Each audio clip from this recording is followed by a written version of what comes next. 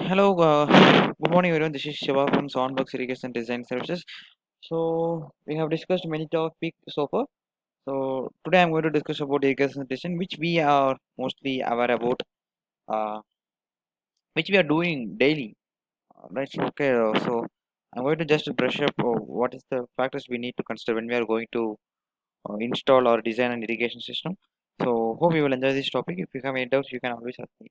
So please don't hesitate to ask me anytime because I have not received any queries yet.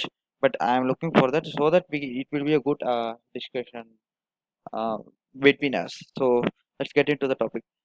So before starting the irrigation system, we should be able to read the plan first. We are receiving a landscape plan. We are receiving some site plan, so that we can understand what is actually in the site, what are the plants are available in the site, which is hot area, which is soft area.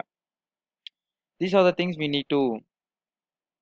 uh, we need to able to read that.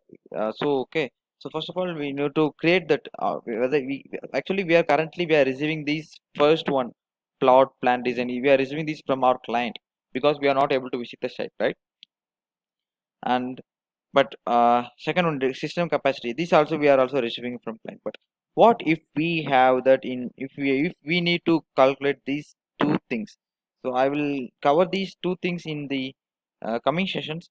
The upcoming sessions, I will discuss our sprinkler selection, sprinkler layout, dividing into zones, sizing and laying of pipe, finalizing plan. Okay, so if you have any doubts, you can always ask me. And yeah, first of all we need to create a plan to make a design. Like we should have a 250 feet uh, tape to measure the site.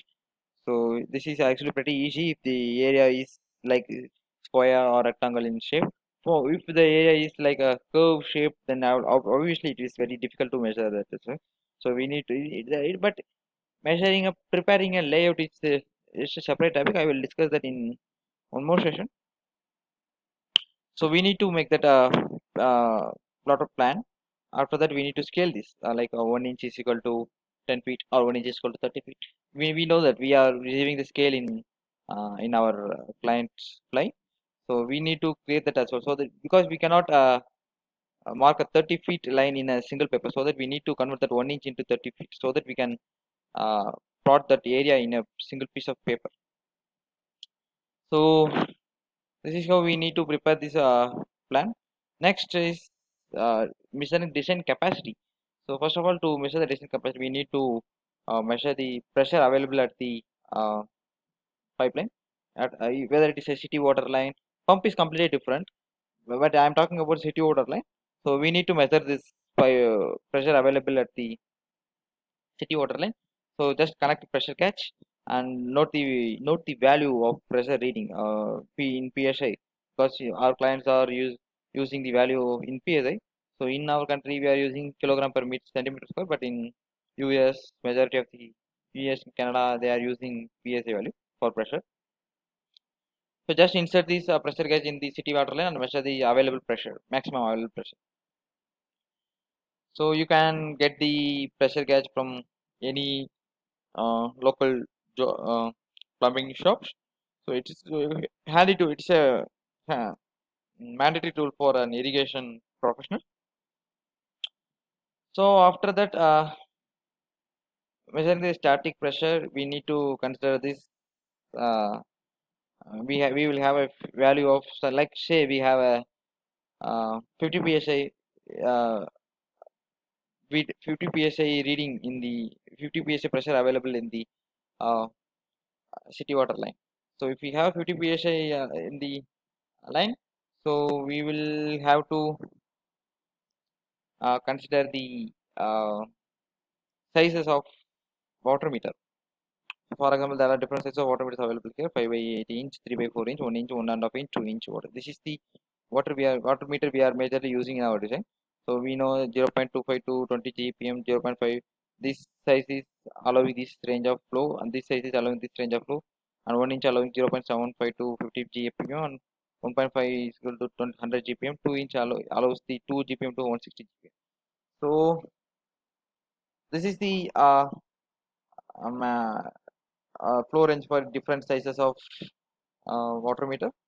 So, and yeah, so whenever water has been, a few amount of flow has been passing through the water meter, there is also some losses in the water meter. Pressure loss has been occurred. Generally pressure loss has occurred in water meter. When, for example, if we take a 1 inch water meter, so when the flow is 0.1, the flow is 4 gpm, the uh, pressure loss will be 0.1 psi. So when the flow is 5 gpm, then the pressure loss will be 0.2 psi. So similarly, when we have a 50 gpm flow, we will lose 15 psi value. So similarly, when we are using 36, we will use 7.8 uh, gpm, 7.8 psi value. We will lose 7.8 psi pressure. So we need to keep that in mind that we should not allow the water. We know this, the maximum allowable flow of for 1 inch is 150 gpm, but we need to consider this. We should not allow the 75% of fully capacity, which means we should allow only 37.5 gpm of flow in 1 inch water line. We should not use the full amount of full amount of flow in the if we are using that, then the pressure loss will be obviously more. So we need to keep in mind that. So 37, we can use 1 inch line up to the 37.5 gpm flow. So we have to keep this pressure loss in design as well, so that we will be able to calculate how much pressure is available at the uh, highest head of the uh, uh, design. So this is the crucial part of every irrigation profession. So static pressure at source main. So this is what we have already measured in um, city water main using the pressure gauge. So in the in two three in the back to 2 3 slides, we have measured this. So we need to keep that in mind. We need to put that value in this, like, and the net elevation change. Okay, though, so from city water main line to POC, there's a there should be some elevation. Could be like, it could be a positive elevation, or it could be a negative elevation, maybe a downhill or uphill. So if it is an downhill, we need to uh, minus this psi change. If it is an uphill, we need to add those psi change. For example, if we have a 5 feet elevation change, for example, this is uh, let me change to pen. uh, yeah, so this is uh, let's say this is city water line, and this is water meter. So this is water meter. So there's an elevation. So there's an elevation change has so okay, let's say this is 3 feet elevation change. Okay,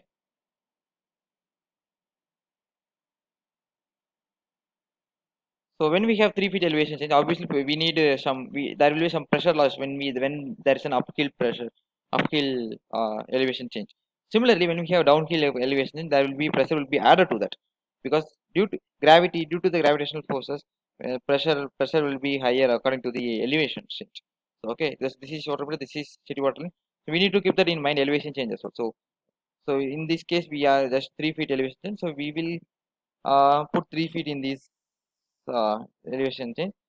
So for each feet, the PSI will be 0.44433. Okay, whether it is a uphill or downhill, we need to multiply this with 0.443. For example, if it is 3 feet, then we need to multiply with the 0.443. And then okay, so and keep that in mind that if it is a downhill, we need to add this value to the main static pressure. If it is uphill, then we need to subtract this value to the main static pressure. So we will get a value, and then we need to service line. We need to keep that in delivery line mid length.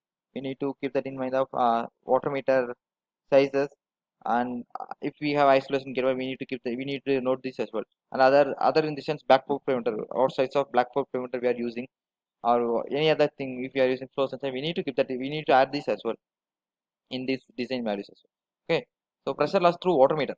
So generally, we should not allow uh, we should not allow the pressure to loss more than 10% uh, in the available at the source. Okay, so we need to allow only the uh, flow which has the pressure loss below the 10%. So it has some flow value. So volume through the one through water meter. So we should, as I discussed it, we should not allow more than 75% of maximum safe flow at the water meter. So in 1 inch water meter, we know 50 GPM is the maximum safe flow, but we need to only 37.5 GPM. And then velocity through service line. So we need to consider that 7 point, we should not allow the water to move fast in the 7.5 feet per second. We should not allow the water to flow as much this fast, more than this. So we need to keep that in this value as well. So we need to, in these three value, we have to choose the lowest value. So this is the one we need to determine. And in what we are generally doing, we need to we are just putting some values like 40 GPM or 50 GPM, 75 PSI available. We are just generally putting that.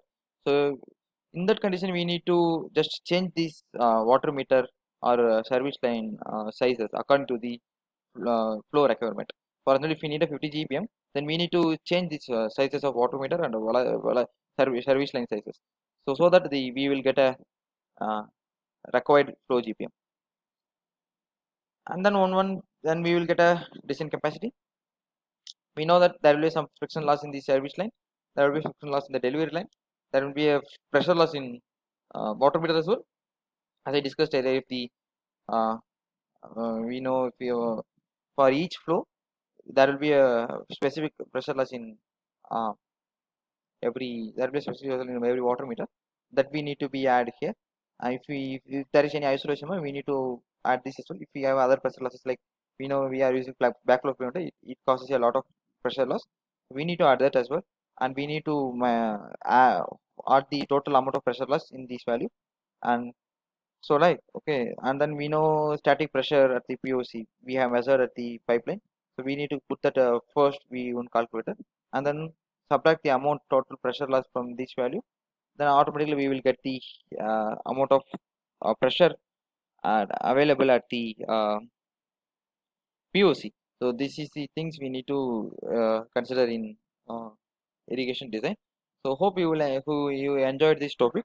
So if you have any doubts, you can. I will make a uh, problematic. I will make a some real conditions. Like I will in the next after a few seconds, I will make a value here. For example, I will try to put some values in this column so that you will be able to pursue.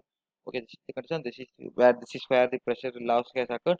You will be able to see that. Okay, so hope you will enjoy this topic. You enjoy this topic. If you have interest, you can ask me anytime. So we will see in the next session continuation of this education session. So thank you for today. Bye bye.